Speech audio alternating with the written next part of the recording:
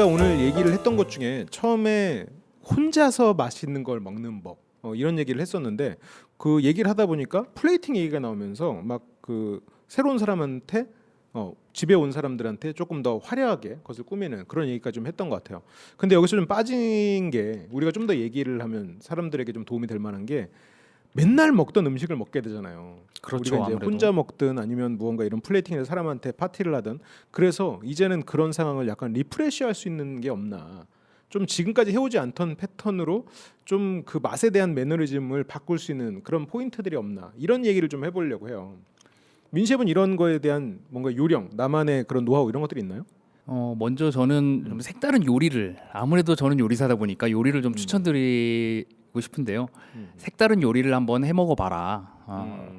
그러면 리프레시가 어느 정도 되고 이게 본인이 직접 음식을 하면서 또 리프레시가 되는 그런 경우가 있거든요.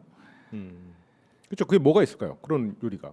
집에서 간단히 해 드실 수 있는 걸로는 저는 냉라면 샐러드를 좀 추천을 해드리고 싶어요. 안 간단한데 벌써 이름부터?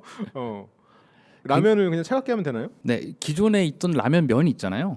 라면 면을 그냥 라면처럼 삶으세요. 대신 스프는 넣으시면 안 되고요. 라면을 그냥 삶으시고 비빔면처럼 냉수에 식혀주시면 됩니다. 그러면 차가운 면이 완성이 되겠죠. 그 후에 집에 있던 뭐 가진 야채, 뭐 토마토 이런 것들을 뭐 양상추나 그런 것들을 적당한 크기로 잘라서 뭐 해산물도 있으면 당연히 좋고요. 그럼 소스가 제일 걱정이잖아요. 저희 같은 사람들은 이제 그런 어떻게 맛을 내느냐 그게 문제인데. 네, 샐러드에는 또 가장 잘 어울리는 소스가 또 있죠. 발사믹 드레싱이 가장 우리가 또 손쉽게 접하고 쉽게 활용할 수 있는 소스인데요. 이 발사믹 드레싱도 사실 그냥 먹으면 약간 좀 식상할 수 있잖아요. 그래서 여기서 또 간단하게 발사믹 드레싱을 특별하게 만들 수 있는 팁을 좀 가져왔습니다. 뭔가 벌써 다 신선해. 일단 집에 발사믹 없고 집에 심지어 과일 야채도 없어요. 일단 근데 한번 시도를 해볼게요. 냉라면에 발사믹 이런 거는 어떻게 보면 굉장히 새로울 것 같아요. 네, 우선 발사믹 드레싱은 뭐 구입을 하셔야 되겠죠. 네. 발사믹 드레싱은 구입을 하시고 발사믹 드레싱에 조금 특별한 향을 입히는 법이 있는데요. 아주 간단합니다. 집에 믹서기 다들 있으시잖아요. 믹서기에 깻잎을 잘게 잘라서 갈아주시고 그 깻잎만 발사믹 드레싱에 섞어줘도 굉장히 특별한 드레싱이 완성이 됩니다. 냉면 면을 식히고 발사믹에 깻잎 간 깻잎을 넣고 그다음에 집에 있는 남은 야채들 넣어라. 네. 저는 한 3년에 한 번 정도 해 먹을 수도 있을 것 같긴 하네요. 근데 분명히 리프레시라는 의미를 가지니까요. 지금 네, 그 정도면 충분히 리프레시가 될 것 같고 저는 이런 리프레시를 생각할 때 실은 오래된 연인을 좀 떠올렸었어요. 오래된 연인에게 필요한 음식 약간 이런 식으로 생각을 해봤었거든요. 그렇게 생각하면 가장 해볼 만한 게 역시 와사비 스팸 주먹밥이 아닌가. 그래서 스팸 밑에다가 하나는 와사비를 통째로 깔아놓고 고르는 거죠. 복불복 게임을 하라는 복불복인가요? 거예요. 네, 이제 그런 식으로 좀 해보는 거. 그래서 지금까지 시도하지 않았던 것들 그리고 결과가 좀 고통스럽더라도 좀 서로가 추억이 될 수 있을 만한 것들을 해보는 것. 뭐 이런 걸 하면은 그날의 운세를 시험할 수도 있겠죠. 네. 혼자서 하고 한번 흔들어보고. 중간에 싸움이 나지 않을까 조심스럽게 상상해 봅니다. 근데 뭐 고르는 건 어쨌건 자기가 선택이니까요. 이제 와사비를 먹고 이제 그 다음 문제는 모르겠지만.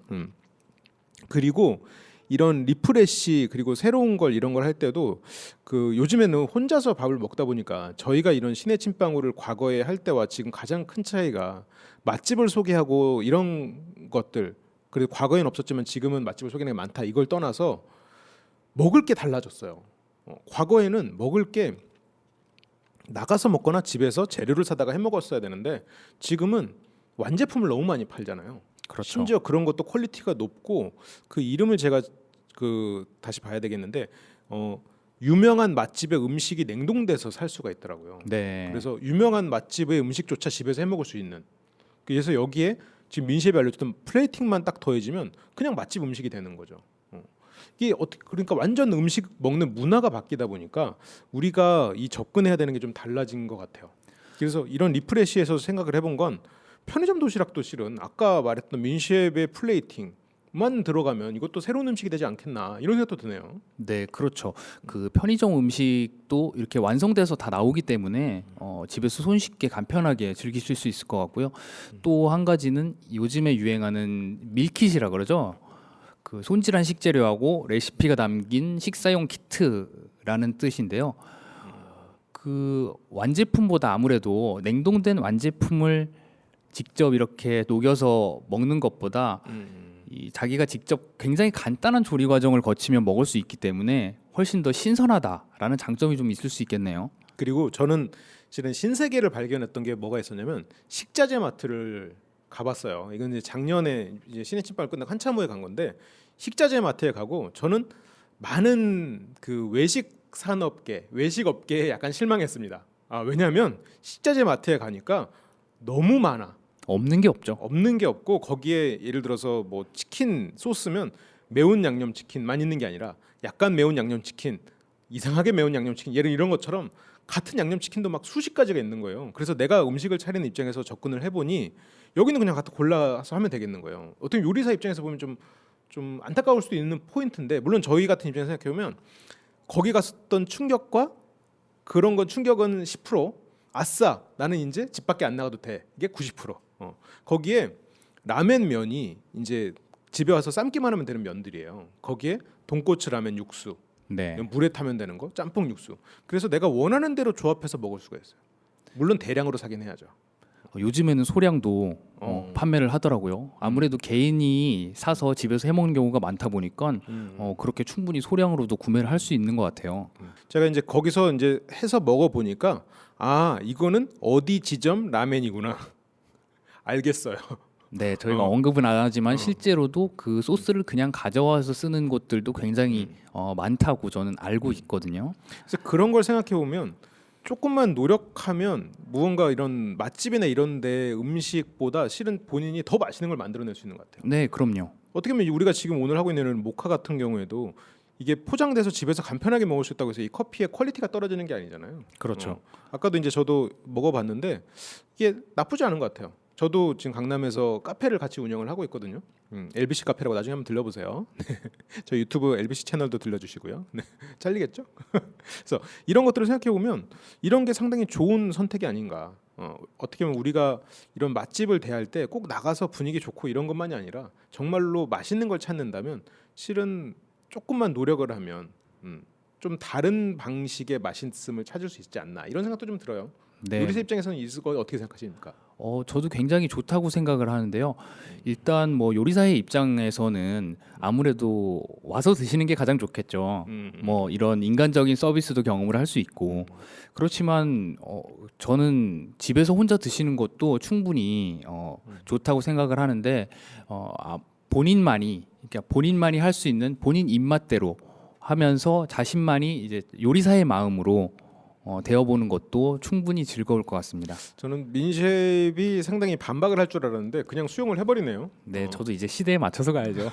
그렇군요. 그러면 이제 민셰프도 자신의 요리를 사람들 집에서 먹을 수 있도록 뭔가를 이제 공개를 하고 레시피가 공개되고 그 요리가 냉동돼서 가는 것에 대해서 싫지 않겠네요. 굉장히 영광일 것 같습니다. 그렇게 해서 많은 분들이 저의 손길이 들어간 맛을 볼 수 있다면 그것 또한 굉장한 영광이 아닐까요?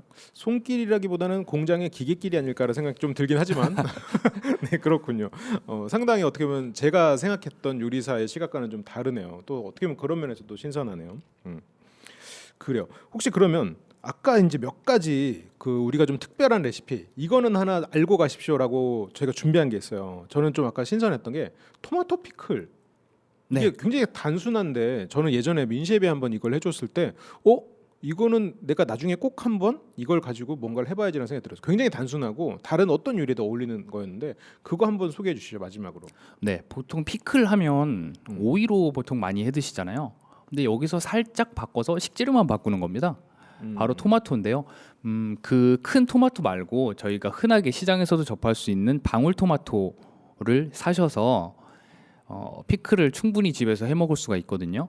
네, 간단하게 저희가 레시피를 조금 소개를 해드리면 먼저 토마토를 손질을 해야 됩니다. 꼭지를 넣고서 드실 수는 없잖아요. 꼭지를 제거하시면서 꼭지를 제거할 때 그냥 손으로 뜯지 마시고 칼로 조금씩 잘라주세요. 그게 왜냐하면 토마토를 데쳐서 껍질을 벗길 때 그러면 훨씬 용이하거든요. 뭐 그냥 해도 되긴 하잖아요. 근데 그렇지만 껍질 벗길 때 굉장히 욕을 하실 수도 있습니다. 안 그래요? 벗겨져서. 기억해야 될 게 많은 건 싫은데. 그렇군요. 어쨌건 그 손질을 좀 하고요. 그래서 살짝 데쳐서 껍질을 벗기신 후 소스에 담그시기만 하면 끝이에요. 그 소스는 뭐예요? 네, 물 750. 그러니까 물 2, 식초 1, 그리고 설탕은 본인 기호에 맞게 맛을 보시면서 조절하시면 됩니다. 그리고 마지막으로 특별함을 위해서 레몬을 반 개 짜 넣어 주시면 또 레몬 향이 나는 토마토 피클을 드실 수가 있겠죠. 은근 번거롭네요. 생각보다 되게 단순할 줄 알았는데. 그래요. 마지막으로 여러분들이 이제 집에서 어떤 음식을 드시더라도 같이 곁들여서 먹을 수 있는 토마토 피클로 좀 정리를 해봤고요. 저희가 오늘 굉장히 많은 요리에 대해서 얘기를 좀 했어요. 물론 그 중에서 여러분들이 오늘 돌아가셔서 뭘 해드실지는 모르겠지만 그 중에서 하나 두 개 정도 기억을 하시고 혹시 나중에라도 기억을 떠올리시면서 그 중에 하나를 그래 한번 해봐야지라고 생각하셔서 뭔가 여러분들 식탁에 올라간다면 굉장히 영광일 것 같아요. 그리고 오늘 이런 자리 마련해 주신 모카 라디오에게 굉장히 큰 감사를 드리고요. 혹시 마지막으로 민씨 하고 싶은 말 있나요? 네, 저희 신의 식빵구 팀이 이렇게 또 모카 라디오와 같이 색다른 경험을 할 수 있어서 너무 좋았고 또 저희가 말씀드린 것들 중에서 꼭 한번 하루 일일 요리사가 되셔서 한번 꼭 해드셨으면 하는 바람이 있습니다. 네. 오늘 저희 방송 시청해 주셔서 너무너무 감사하고요. 이 자리를 통해서 5년 만에 6년 만에 저희가 다시 이렇게 모여서 이미 지루하고 진지해져 버린 저희가 이렇게 자리를 했음에도 불구하고 이 자리를 함께 해주신 여러분들께 진짜 감사드립니다. 마지막으로 모카 라디오 감사드리고 모카 커피 많이 사랑해 주세요.